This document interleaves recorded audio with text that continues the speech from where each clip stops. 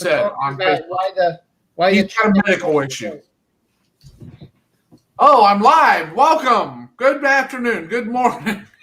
Live TV. We're on the internet. Whatever. Welcome to our fine cast of characters. My name's Mark Banfield. I am the quote-unquote host of this event, and this is Listen Up. So we are a group of experts in the automotive industry, particularly in the sales arena, and we like to share our knowledge. So today we're going to talk about what I'm calling the chicken or the egg, and we'll get to what that is in just a minute. But before I do that, I want to make sure everyone introduces myself. So again, I'm Mark Banfield, founder of Ban Faith Sales System. I've been in the industry for 30 years, give or take. Worked at all levels and dealt with everyone from C-suite level to the major manufacturers to dealership personnel. So that's who I am. Joining me today will be Ron and Mark. So Ron, I'll let you go first and do a quick introduction of yourself. It's interesting you talked about how long you've been involved in the business, and I've been involved quite a while myself. It all started out when I was selling Fords.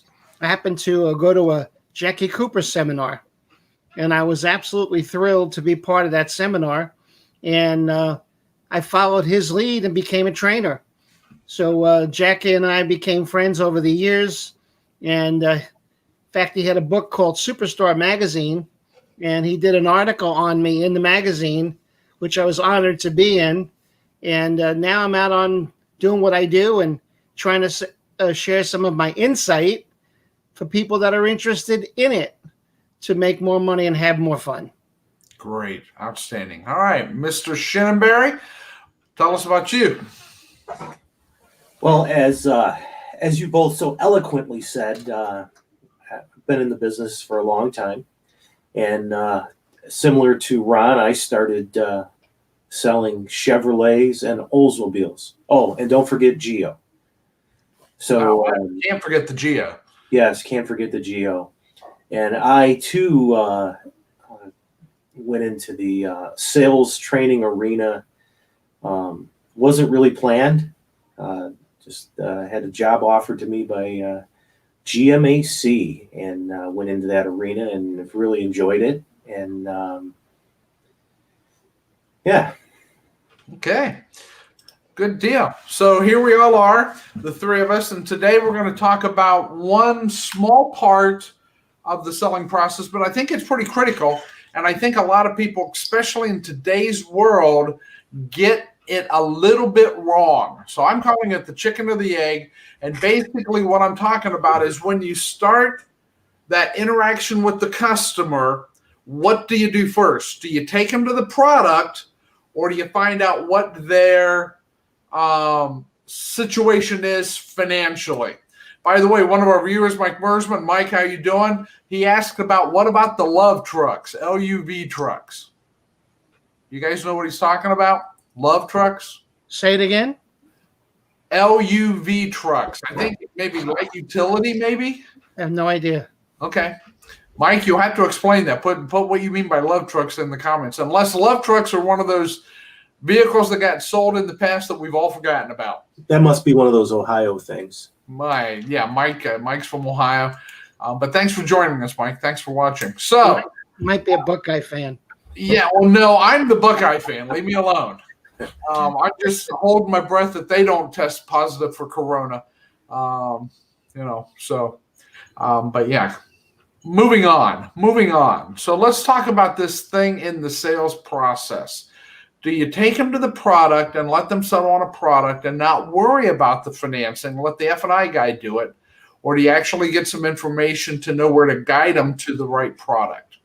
So who wants to take a dive at that and give me your opinion on what you think needs to happen? All right, Ron, you stuck your hand up. You can go first. No, I think you absolutely have to slow down. Don't just grab a customer. He doesn't even get out of his car. You're waiting for him, and you walk out to the inventory, throw your foot up on a bumper, and start talking about it. I just can't see that being feasible. Spend some time with them. You got to build that relationship first. invite them in, sit them down, offer them a cup of coffee, a couple of cookies, break bread, have a little fun with them, enjoy what they want, slow them down. They're speeding because they're afraid of you and what you're going to do to them. And you're not going to be like everybody else. There are a lot of guys in our business that are just terrible. They do a bad job. They give the rest of us a bad name. But slow yourself down. I strongly suggest you visit with that customer, you find out what they're looking for specifically, and you show it to them. All right. So you're advocating, first of all, slowing down, which I agree with. Too far out, too often the salespeople are hell bent for election just to get out and get it done, right? Absolutely. But you're saying slow it down, find out, but you are then saying you're advocating start with the product, not with the financial. Is that what you're saying? Oh, I don't go to financial at this point. No. Okay. I don't. So somebody else may view it differently. Okay, Mark. So I'm gonna say this. You should take a consultative approach to this, and like Ron said, you get to know your customer, find out what their needs are, what their wants are, so you can help them find the right vehicle. Now, obviously, if the customer comes in off the internet, like so many customers are today, and they already know exactly what they want to see, what they want to look at, you'll find that out pretty fast when you're having this conversation with them. But to just run out on the lot and start showing them every car, you're gonna spin your wheels, you're gonna waste a lot of time, and you're gonna tick people off, because if you don't find out what their needs are, I mean, what are you doing? Okay. So, by the way, Mike clarified what he meant by LUV trucks. That was the truck that GM and Toyota built together. It was the Chevy. I think it may have been a Chevy truck, but built by Toyota, or a Chevy truck that was marked by Toyota. But that's what he was talking about. So I'm just gonna make a statement of fact here that was way before my time. Yeah, it was before. I'm thinking it may have been before my time. So yeah. And by the way, we also have Larry. Larry Schreider's watching. Welcome, Larry. Thanks for joining us. So cool. And Mike, so thanks for that clarification on what that vehicle was you were talking about there. So let's get back to our topic. So Mark, what you're saying, are you saying then you've got to find out the dollars they're interested in, or you find out what they want? It's not about finding out whether they qualify to buy something. It's not about finding out how much money they make or what their credit score is. It's about finding out what the customer's needs are. What are they looking for? And then in that conversation, you're going to find out what they want to spend and what where they're going. Because let's face it, if you have a customer that comes in and is looking for a work truck of some type, there's a significant difference in cost from a work truck to, say, a Cadillac Escalade or a Lincoln Navigator or whatever the case may be, right? Right. So again, don't we have a challenge though with this? Because the customer comes in, they've done their homework on the internet. They think they know what they want, or they know what they want, and they say, I'm looking for an F-150. I'm looking for a Silverado. We'll stay with trucks on this thing that Mike started us on, okay?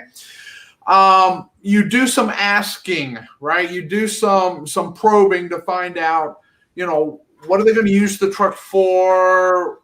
How many people are going to ride in it? Those type of questions. Is one of those questions, what kind of a payment were you looking for?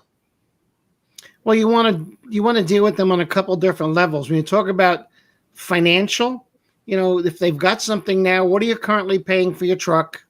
How did you get your payment that low? Did you put any cash down with the truck? What do you use it for specifically? Do you tow anything? Do you have a payload? What are you carrying? You want to make sure. I sold the guy a truck once, and he was towing a 32-foot boat.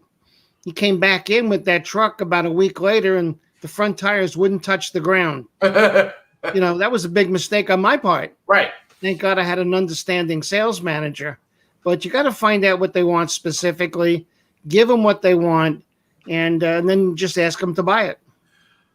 Okay, so I'm really going to hone in on this. Do customers have, as my mother used to say, eyes bigger than their stomach? Many of them do. Okay, so If you they take them out. So I guess what I'm getting to, how often does it happen that we do the right things, or we attempt to do the right things, or maybe we take the shortcuts? We take them out into the inventory. We show them the truck that they're looking for. They see something else that they like better. They land on that, and then we find out that they can't afford it.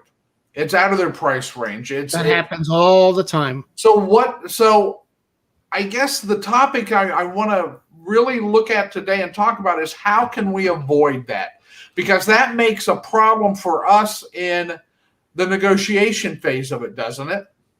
Well, if you take the, you might say the component parts of a deal, what do you want? What cash availability do you have? What were you looking for in a monthly investment? And use the word as investment, and start shaping the deal based on their personal criteria. Now, if they say, well, I really want this, well, based on the information you shared with me, your budget won't accommodate that. Now, if you could step up another $50 or $75, $100 a month, I could put you in anything you like. Obviously, with more cash down, you reduce the carry back to finance. Let's sit down and let's map out a strategy so we can save time and save effort and get you exactly what you need. Doesn't that make sense? And nod your head up and down. Okay, so Mark, how do you respond to that? So Ron is absolutely right. You need to get to know your customer. I think Mike Mersman wrote it in the comments on Facebook. First, you get to know the customer. They get to know you. You're finding out what their needs are, and you're providing them what they're looking for. If you provide them with something that they can't afford, are you helping that customer? Sure you are. If you provide them with something that they're paying too much, that they can't afford, you're doing them a disservice, and you're doing yourself a disservice, by landing them on that more expensive vehicle that's just not going to work for them. Now, if they want to see it, you can still show it to them. This is the classic chicken and the egg. Exactly, and that's why I named it like this, right? What came first? So here's my problem. Here's my problem with Mark. Or whatever, guys, whoever you're saying this, you land them on a vehicle, you get them on a vehicle. It's a stretch for them, right? And they admit it's a stretch for them. But you're thinking, hey, we can work this out, and you're trying to help them. You sit them down at your desk. You go to the manager. And now the manager hits them with a good dealership side deal, which stretches them past the breaking point. And now on that vehicle, don't we at that point in time negotiate to the point that the dealership loses money too often, and then the customer still is paying more than they want? And how do we avoid that is, I guess, where I'm trying to get to. What do we got to do so that that negotiation gets better, and you're not just trying to cut numbers to get where they legitimately have to be? Some customers can't go any farther, right? They do have a budget limitation. And whose fault is that? Is that the salesperson or the customer? Well, what do you mean, whose fault? Is that they have a budget limitation, or that we're negotiating the hell out of it? They've got eyes bigger than their stomach. So me, I'm a very aesthetic guy. Whenever I go buy something, I want everything. I want it all. Doesn't mean I can financially accommodate it, but I want it. Someone's got to slap me into reality and say, Ron, based on the information you shared with me, this is what your budget will allow. Now, I could put you in that, but you're going to have to step up on the payment, the cash down. Maybe we've got to find some extra money in your trade. it just becomes more challenging. Right. Mike Mersman put a comment out here. He says, what vehicle, ask them, what vehicle were you thinking about last night when you woke up? What were you dreaming about? Well, and that's great. That's a great question to find out from them. But again, back to the champagne taste and the beer budget, can they afford that? Mike says he has a very big stomach too. Don't we all? So yeah, how do we legitimately do this? Listen, if you do a proper and thorough needs assessment with your customer, find out what they want, find out what they need, right? There's two different things here. There's what they want.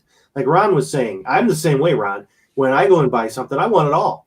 I want everything, right? And now I don't always buy everything because I either can't afford to or won't pay for it, right? So somewhere in the middle, based on my wants and then what I actually need, is where I usually fall.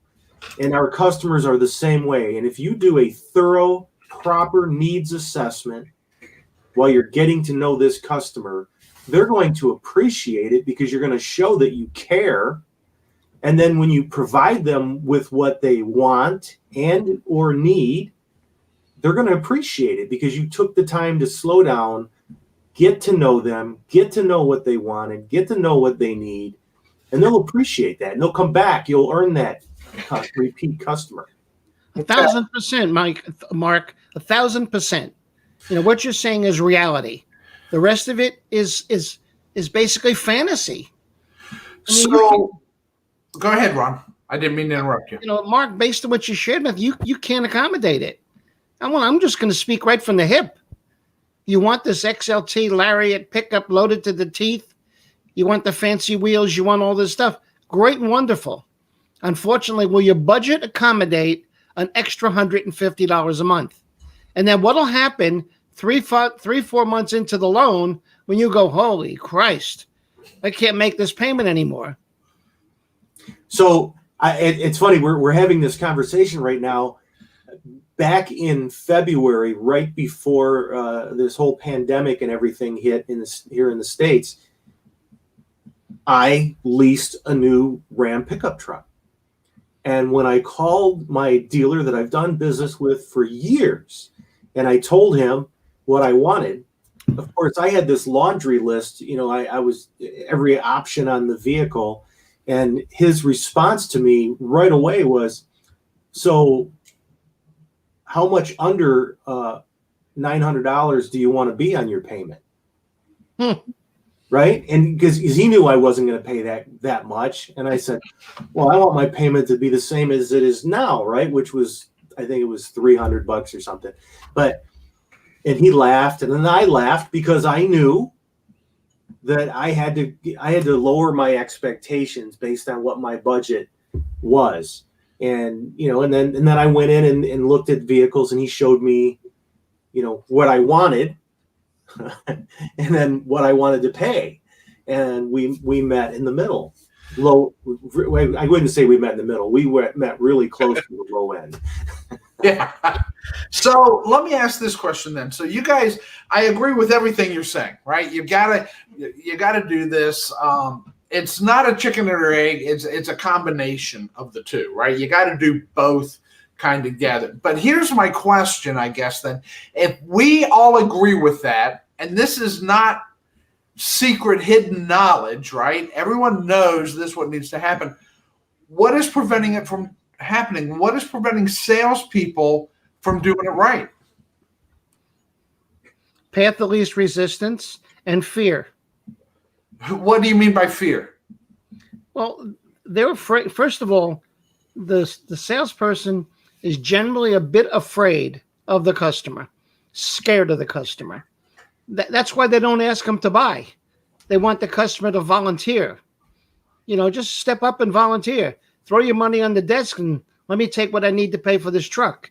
They basically have low self-esteem, low self-confidence. They're afraid to ask for the business because they're going to get rejected. Who wants to get rejected? I don't. So are you saying if they have a lack of confidence that they haven't been trained properly? Oh, how many people do you know that have really been trained? So Ron, do you have any suggestions for some great expert sales trainers? Gee. Everyone on this call every week, If right? I was there right now, I'd smack you upside the head. Well, there's a little bit of sarcasm in that, yeah. So, The guys. So, again, those of you out there watching, listening, if you need help, if you want help, that's what we're here for. What we do every Thursday is free. Tune in. It's going to take 30 minutes of your time. You're going to watch it. You're going to learn something. You're going to help yourself. If you want to take it a step beyond, reach out to me. Reach out to Ron. Reach out to Mark. Reach out to all of us that can help you develop. But so I think, in my view, their lack of preparation, of preparing them to be able to be a professional salesperson, is really what's getting in the way of this. Mark, would you agree with that? I absolutely would agree with that.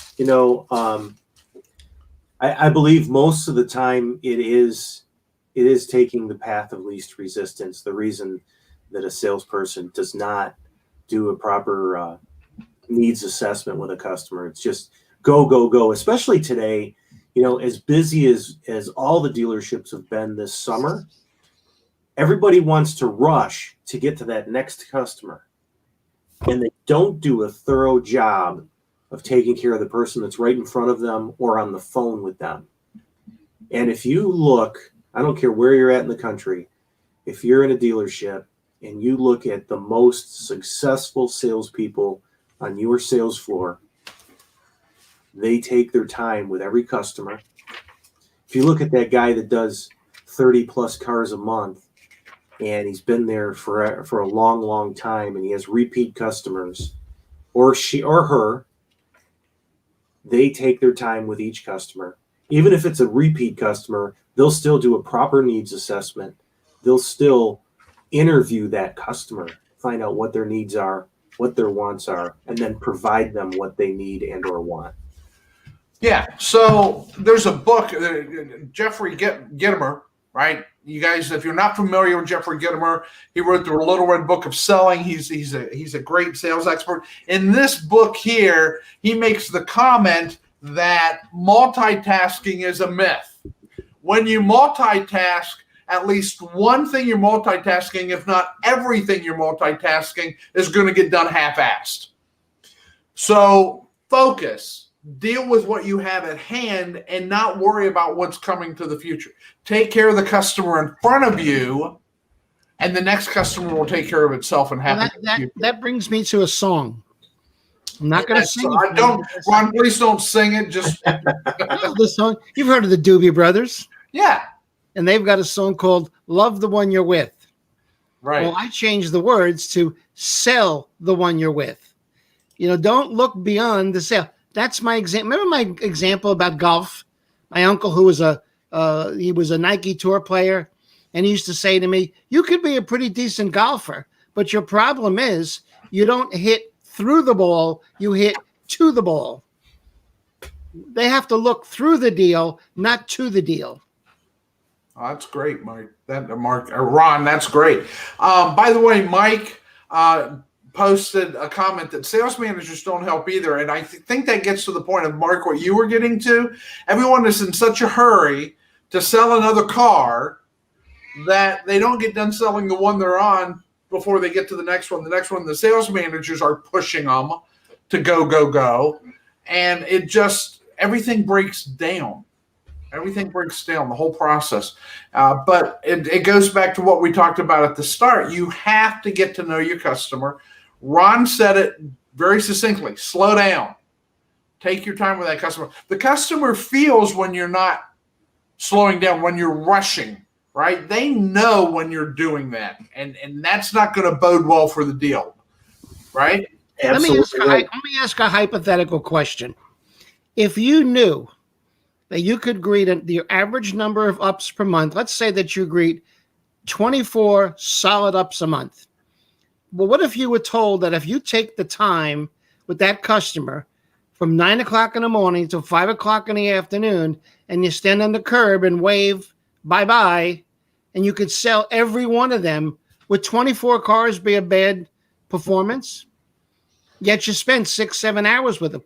I'm not saying that's a little bit facetious, but just take the time to do it right. Right. If you don't have time to do it right, when would you find the time to do it over? Yeah, my dad used to say that too. But it's so true. It's so true. So, Mark, you started to have a comment? No. Okay, I thought you did. So I think that I think we've hammered this topic pretty well. What comes first is the customer. It's not the chicken, it's not the egg, it's the customer, right? Well said. So and if you take your time with that customer, talk to them, get to know them, have a discussion, a dialogue with them, they'll tell you what it takes to sell them, right? They'll give you the information you need. Now, granted, some customers are going to be very, tight to the vest, as it were, tight to the chest, not share any more than they have to. But if you get to know them, they'll open up. So, and guess what else?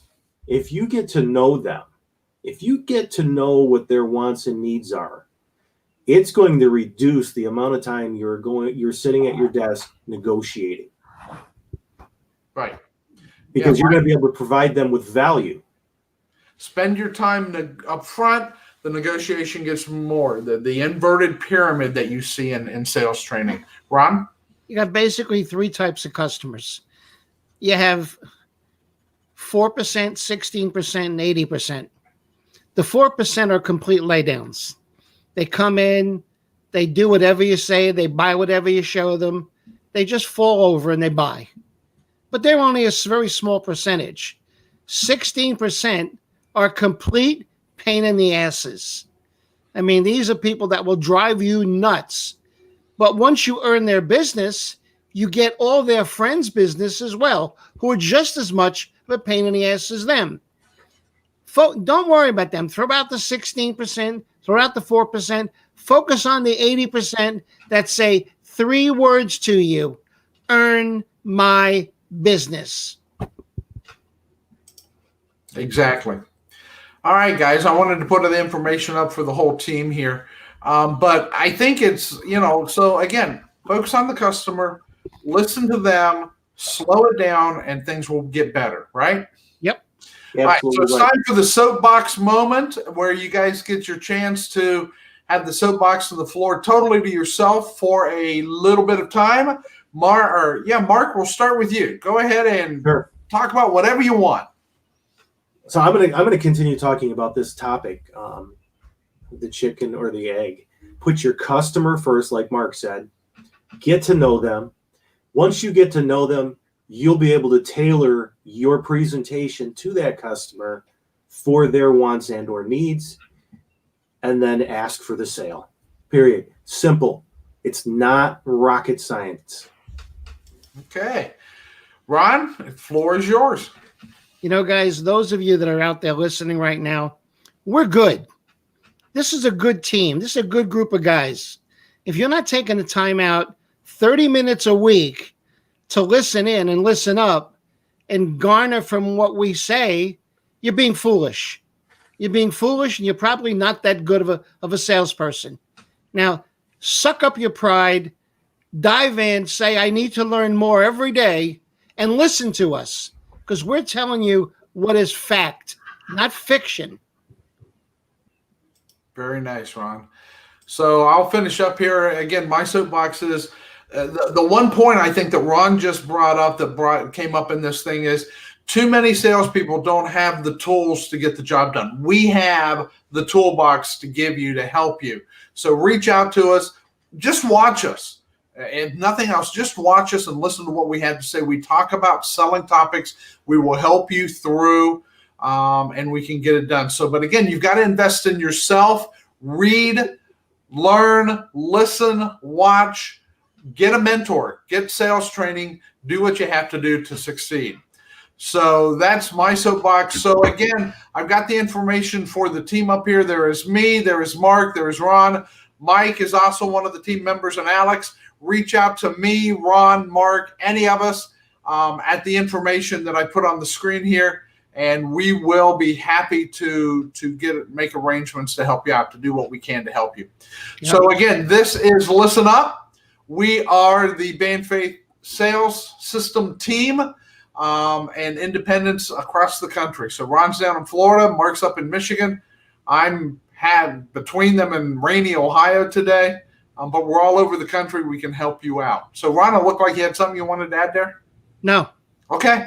So with that, then I'm going to finish up. Thank you all for coming, attending. We will be back next Thursday with a new sales topic, and tune in and listen and learn. Thank you for your time. Thank you guys for posting comments, and we'll be back next week. So have a great Halloween weekend. Get lots of candy. Thanks, guys.